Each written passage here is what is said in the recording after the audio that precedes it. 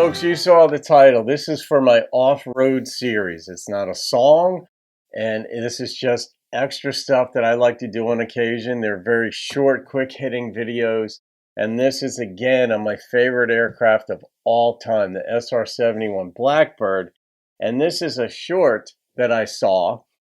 YouTube suggested to me, and that the SR-71 flew so fast, and F-15 Eagle's radar couldn't catch it or catch up with it or identify it. So let's see how this one is presented.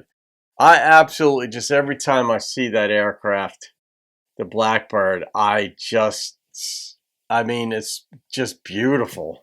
In the 1980s, to give the U.S. Navy's F-14 Tomcats and the U.S. Air Force's F-15 Eagles practice locating, following, locking on, intercepting, and simulating the firing of the F-14's and F-15's sophisticated AIM-54 Phoenix and AIM-7 Sparrow missiles at a high-altitude, high-speed target, the SR-71 Blackbird flew Tomcat chase and Eagle bait sorties with them.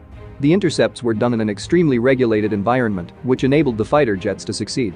American fighter pilots were only capable of securing a lock on the SR-71 after the Blackbird crew switched off its protective countermeasures. Even under these carefully regulated flight conditions, the SR-71 was moving so fast that the F-14s and F-15s had severe difficulty achieving an effective SR-71 kill. Unless the SR-71 was damaged, it was nearly impossible to get a lock on it. A speed barrier at 1,500 knots was visible on the F-15 Eagle's radar, while the SR-71 was comfortably cruising between 1,850 and 2,000 knots. Thus, the Blackbird was literally non-existent for the F-15 Eagles. That's just nuts. And the F-15s had sophisticated radar. And I guess it was also used, I guess they would use it on the other side too, to see how well, if the Soviets were to come up with their MiGs and other aircraft that they have to intercept it, how well they could lock on, if they could at all, the SR-71. And they just couldn't. Just the radar jamming technology that the 71 had, plus its, cross-section was that of a bumblebee. And it's so even if with the sophisticated radar systems employed to identify it, you couldn't see it. That kind of stuff is just mind-blowing to me, but it's still such a stealth-looking, just beautiful, quick. The engines, I think they're Pratt & Whitney, 45,000 horse each. I've read books, seen video accounts of what it was like from the pilot's perspective when they were taking off.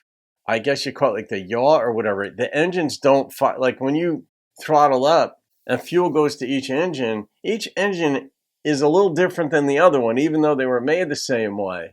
So one might tend to have a little bit more thrust, and so it's trying to push you in the pilot, the aircraft, sort of off center taking off. And so the pilots had to get familiar with their particular aircraft, their own SR-71, and they would adjust for that.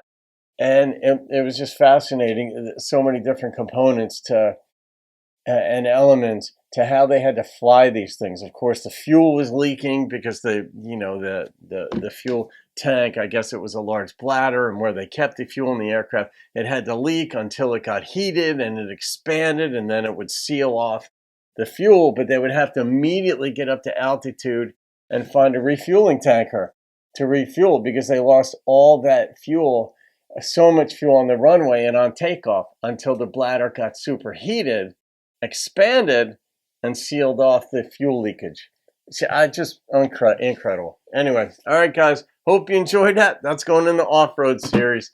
Have a great day. I'll see you on another video. Keep enjoying the Blackbird and keep rocking the country. A speed barrier at 1,500 knots was visible on the F-15 Eagle's radar, while the SR-71 was comfortably cruising between 1,850 and 2,000 knots. Thus, the Blackbird was literally non-existent for the F-15 Eagles.